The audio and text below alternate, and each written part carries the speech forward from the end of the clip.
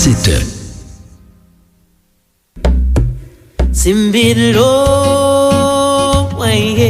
Bonjour, ici Malou Boboir sur Alter Radio. Alter Radio, l'idée frais.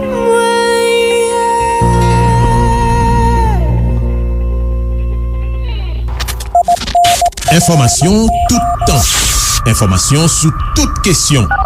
Information dans toute forme.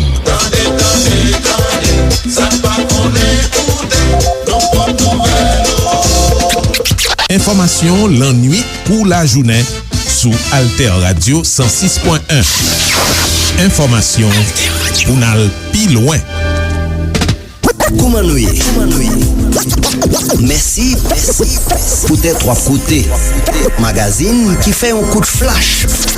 Coup de flash sous ça qui a passé dans le monde. Événement qui rentrait la caille. Our world has never been more threatened or more divided. Bienvenue dans le magazine événement sous Alter Radio 106.1 FM, alterradio.org avec diverses plateformes internet, magazine événement. Toujours traité actualité internationale chaque semaine pour aider auditeurs et auditrices nous bien comprendre ce qui a passé sous scène internationale. Semaine qui fait que fini là, c'était semaine 76e Assemblée Générale Nations Unies dans New York, États-Unis. C'est réunion qui fait dans quartier général Nations Unies entre représentants divers pays dans le monde sous plusieurs sujets qui importants certainement pour planète là.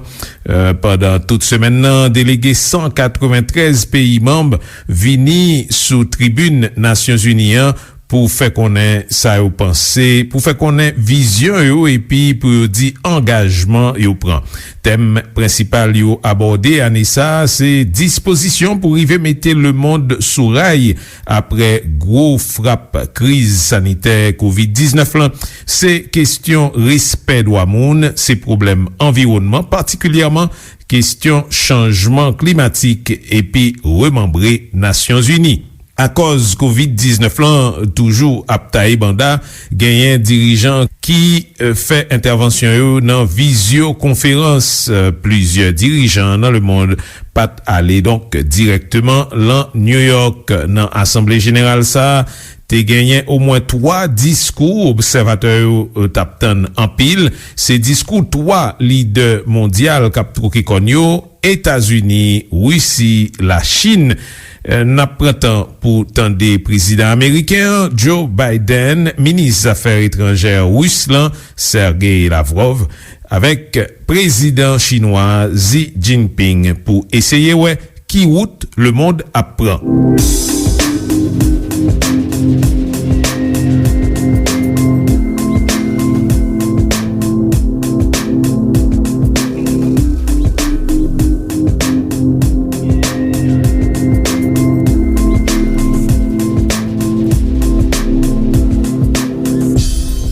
We face the greatest cascade of crises in our lifetimes.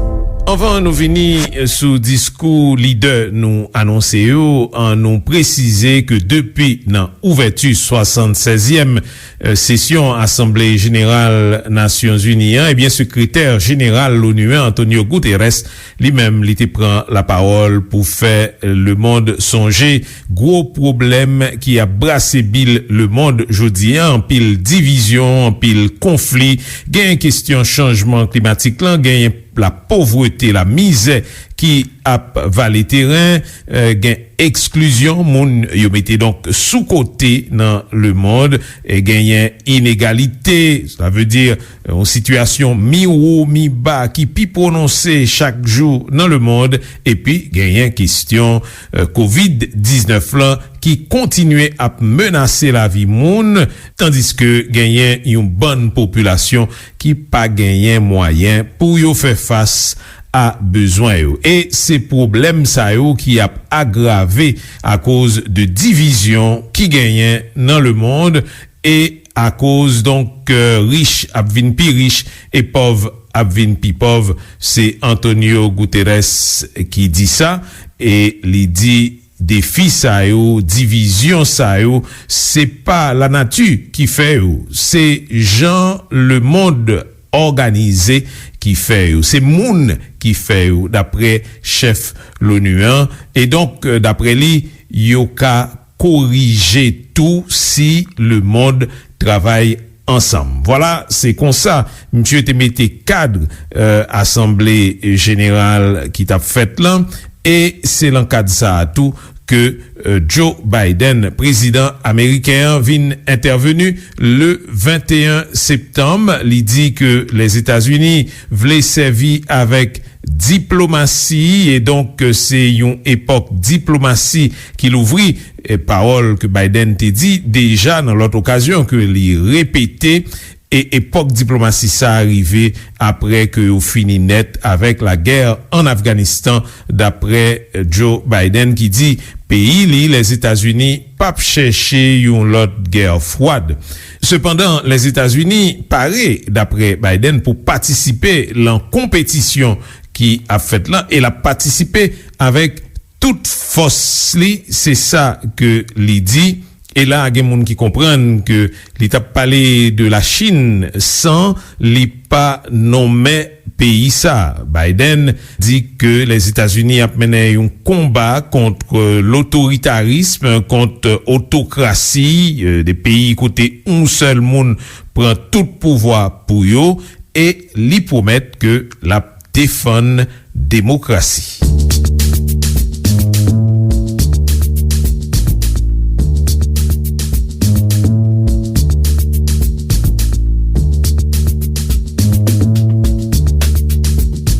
Continuerons de défendre les normes, les règles des relations internationales des dernières décennies qui ont été essentielles pour le développement des nations de par le monde. Des engagements tels que la liberté de navigation, le respect des droits des traités internationaux, le soutien des mesures de maîtrise des armements pour réduire les risques, pour renforcer la transparence. Notre approche est pleinement conforme à la mission des Nations Unies, aux valeurs dont nous sommes convenus lorsque nous avons rédigé la charte. Ce sont des engagements que nous avons tous pris et que nous sommes tous tenus de respecter. Alors que nous nous efforçons de relever ces défis urgents, qu'ils soient nouveaux, qu'ils existent de longue date, il nous faut également travailler les uns avec les autres. Toutes les grandes puissances du monde ont pour devoir, selon moi, de bien gérer leurs relations pour éviter que l'on passe d'une concurrence responsable à un conflit. Les États-Unis vont montrer l'exemple de leurs valeurs, de leurs forces, seront en concurrence, défendront leurs alliés, leurs amis, s'opposeront à toute tentative de pays plus forts de dominer les pays plus faibles ou d'imposer des changements de territoire par la force, par la contrainte économique, par l'exploitation ou la désinformation. Mais, je le répète, nous ne cherchons pas une nouvelle guerre froide. Nous ne cherchons pas un monde divisé en bloc rigide. Les États-Unis sont prêts à travailler avec toute nation qui recherchera un règlement pacifique de différents, même si nous avons un désaccord profond dans d'autres domaines, parce que nous subirons tous les conséquences de notre échec si nous ne nous unissons pas pour faire face à la menace urgente de la COVID-19, des changements climatiques ou des menaces prolongées telles que la prolifération nucléaire. Les États-Unis restent résolus à empêcher l'Iran d'acquérir l'arme nucléaire. Nous travaillons avec les P5+1 pour travailler sur la voie diplomatique avec l'Iran pour qu'il revienne dans le plan d'action commun. Nous sommes prêts à dialoguer si l'Iran fait de même. De même, nous miserons sur la diplomatie pour parvenir à la dénucléarisation complète de la péninsule coréenne. Nous voulons des progrès concrets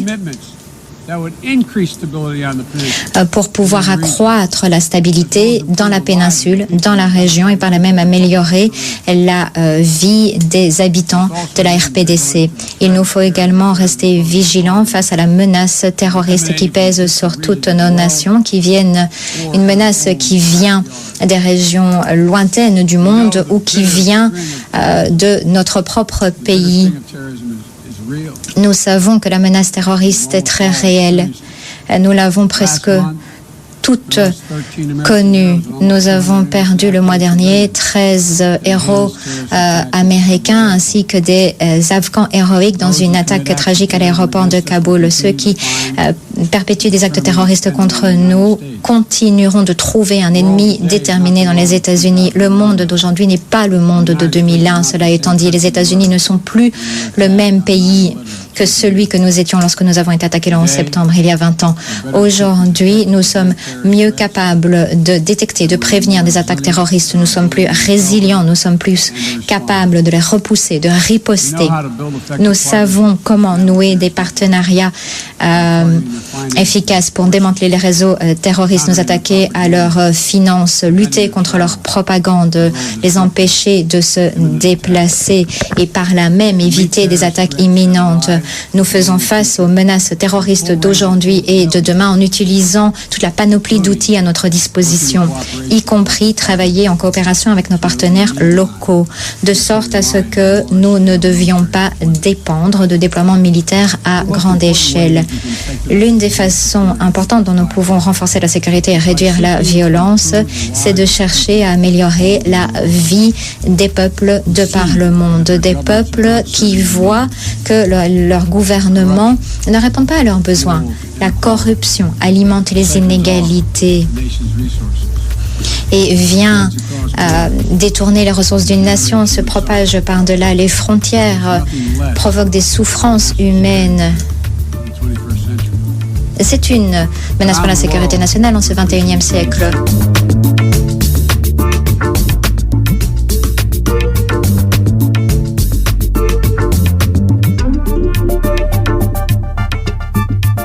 En opposition avec les États-Unis, c'est ministre Ruslan, ministre des Affaires étrangères Ruslan, Sergei Lavrov, qui prend la parole le 25 septembre l'an l'ONU pour demander pour gagner tête ensemble, pour capable défendre principe qui c'est principe charte Nations Unies et pour rejeter concept ça y aurait l'ordre fondé sur les règles de l'Occident.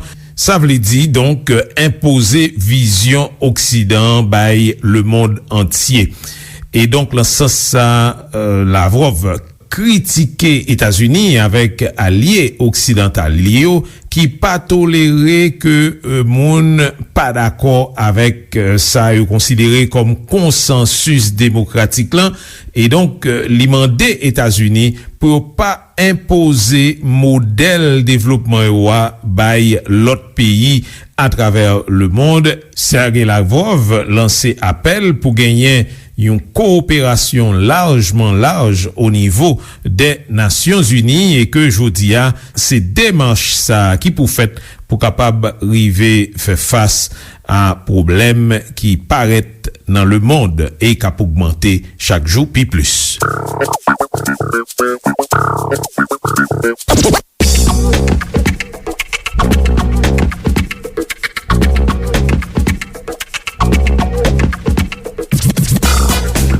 Nous espérons que les États-Unis renonceront effectivement à utiliser la force pour changer les autres pays comme ils ont l'habitude de le faire. Donc cet ordre établi sur de nouvelles règles se base sur des doubles standards. Et quand c'est avantageux pour les pays occidentaux, les résolutions du Conseil de sécurité de l'ONU ne sont pas respectées. Ça a été le cas lors de la formation par la force du Kosovo, territoire qui a été arraché à un État européen, en l'occurrence la Serbie. Personne n'est troublé par le fait que les Maldives, qui se situent à 12 000 km de la Grande-Bretagne, sont toujours sous le contrôle de Paris et de Londres. Et on voit, à l'encontre des décisions de l'ONU et du tribunal international, des dispositions coloniales qui s'établissent. Et toute cette démarche a fait que la libre volonté des habitants de Crimée, lors du référendum de 2014, n'a pas été écoutée. La raison en est simple. On a considéré que les habitants de Crimée... on a oublié que les habitants de Crimée cherchaient à se protéger des radicaux qui avaient fait un coup d'État en Ukraine.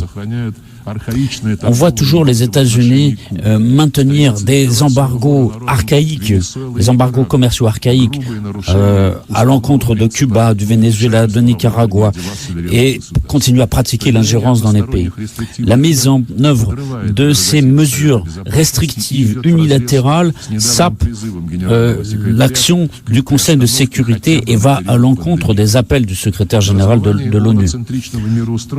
Dans ce nouveau monde qui se dresse, on voit des volontés de réécrire l'histoire de la Deuxième Guerre mondiale. Et nous avons rappelé, la Russie a rappelé qu'il ne faut pas tolérer l'héroïsation du nazisme et d'oublier le rôle libérateur de la Russie dans l'Europe contre la peste brune. Cette imposition d'ordre fondée sur des règles au lieu du respect du droit international est dangereux. Les derniers événements ont montré que ces règles volontaristes peuvent s'appliquer au sein même du camp occidental si un pays devient trop indépendant. En tout cas, les médias dans le monde ont ainsi apprécié la question de la livraison de sous-marins français à l'Australie. Et ça a été une réaction sur l'autonomie stratégique de l'Europe, et ces discussions ont été réactivées après le retrait des forces américaines d'Afghanistan.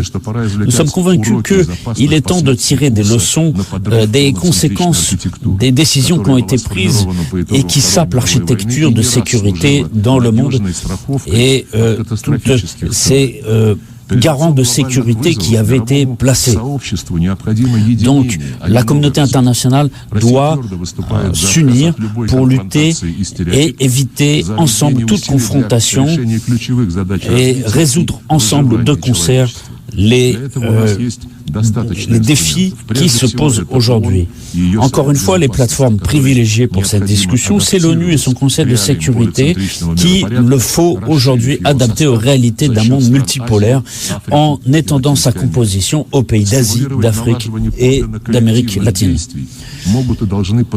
Ces efforts de résolution collective et d'action collective, ça fait partie des responsabilités de l'ONU. Et le président Poutine a proposé justement de réunir une sorte de G5, c'est-à-dire des membres permanents du Conseil de sécurité.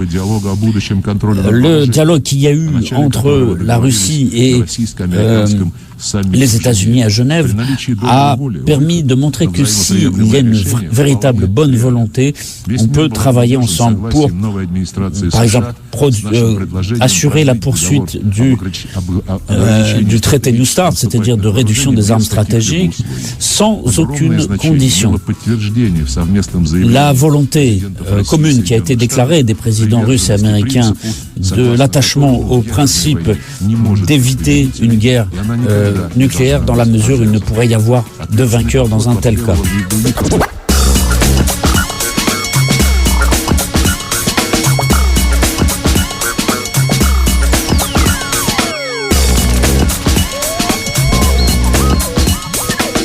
Pop Ali, c'est dans vidéo, président chinois Xi Jinping prend la parole dans 76e Assemblée Générale Nations Unies le 21 septembre. Président chinois lui-même l'y servi avec en pile diplomatie, la parole la palais, pour le capable chercher convaincre institution l'ONU sous contribution pacifique pays la capable porter dans le monde. Li dit ça chinois yo vle porter c'est la paix, c'était ensemble, c'est l'harmonie et li dit ni dans le passé ni dans l'avenir yo pa pral essayer envahir anken pays ni persécuter anken l'autre pays et yo même chinois yo pap tourner tyran pour le monde. Sans l'ipacité États-Unis, li dit pour un pays réussi, on l'autre pas obligé échouer et le monde capable vivre très bien avec plusieurs pays qui réussit, qui arrivent faire croissance sans une pas gêner l'autre. Et peut-être ça, d'après Xi Jinping, faut gain dialogue et faut gain respect une pour l'autre.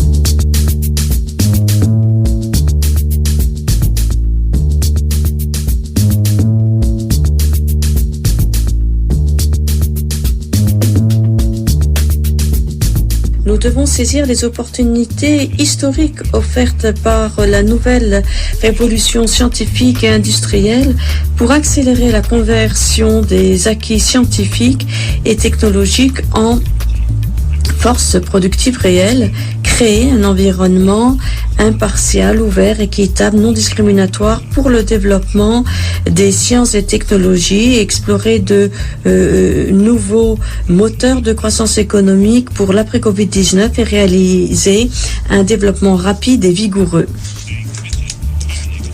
Il faut veiller à la coexistence harmonieuse entre l'homme et la nature.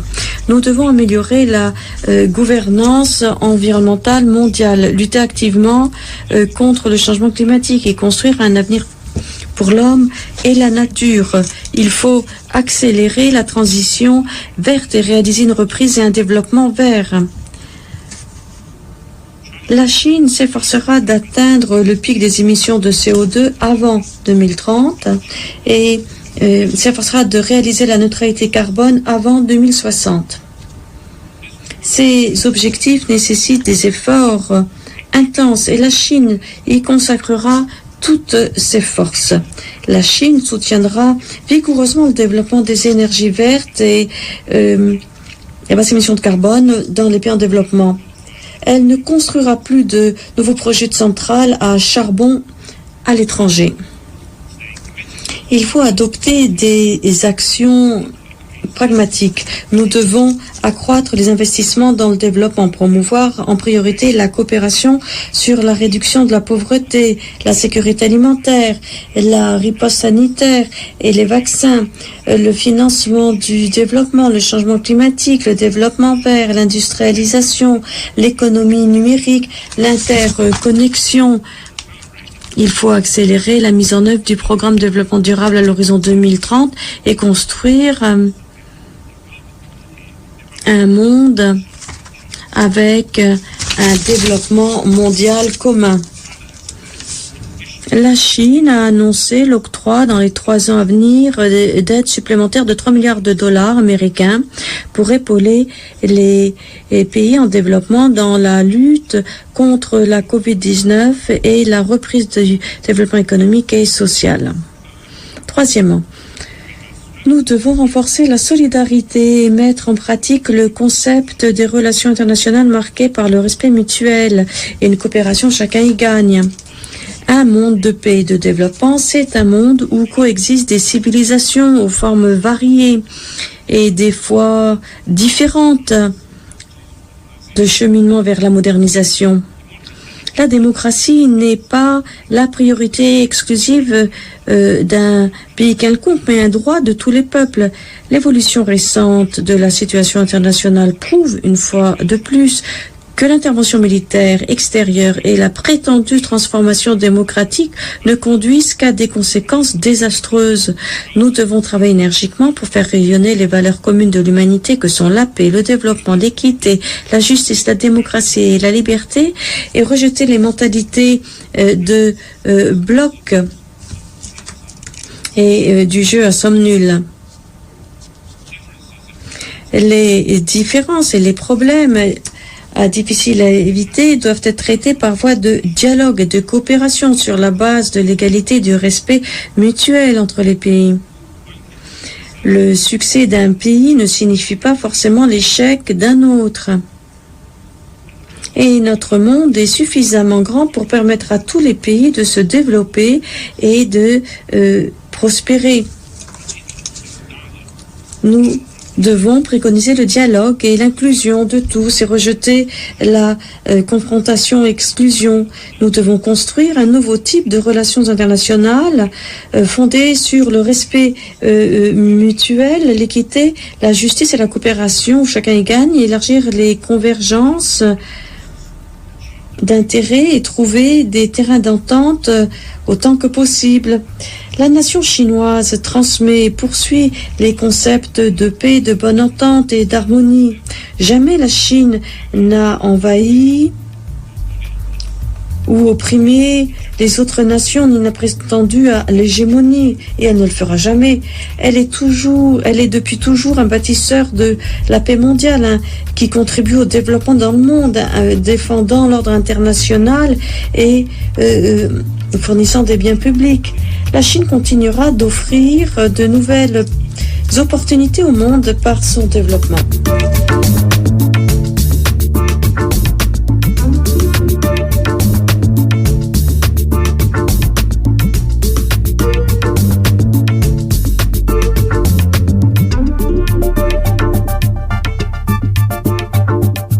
C'est comme ça, on a fini magazine événement qui toujou traité actualité internationale lan chaque semaine pour aider auditeurs et auditrices nou bien comprendre sa kap passe sous scène internationale. Jean nou tap di au commencement programme nan, semaine qui fait fini là, c'était 76e Assemblée Générale Nations Unies dans New York, réunion qui fête dans quartier général Nations Unies entre représentants divers pays dans le monde sous divers sujets qui importants pour planète là. Et pendant toute semaine nan, délégué 193 pays membres vini sous tribune nan pour faire connaître ça ou penser, pour faire connaître vision yo, et puis pour dire engagement tout que yo prend. Te gagné au moins 3 discours que observateurs yo taptan en pile, et c'est yo que nous faut entendre des extraits là-dedans yo. Discours 3 leaders mondial qui a trop qui connaît yo, États-Unis, Russie et la Chine. Parmi sous nous t'ai consulté pour magazine ça, gagné AFP, France 24 et RT France. Merci pour attention nous. Continuez suivre nous sur 106.1 FM, alterradio.org avec diverses plateformes internet. Merci pour tes 3 côtés. Magazine qui fait un coup de flash sous ça qui a passé dans les mondes. Événement qui rentrait la caille. La radio de demain, c'est aujourd'hui. Alter Radio, 106.1 FM. alterradio.org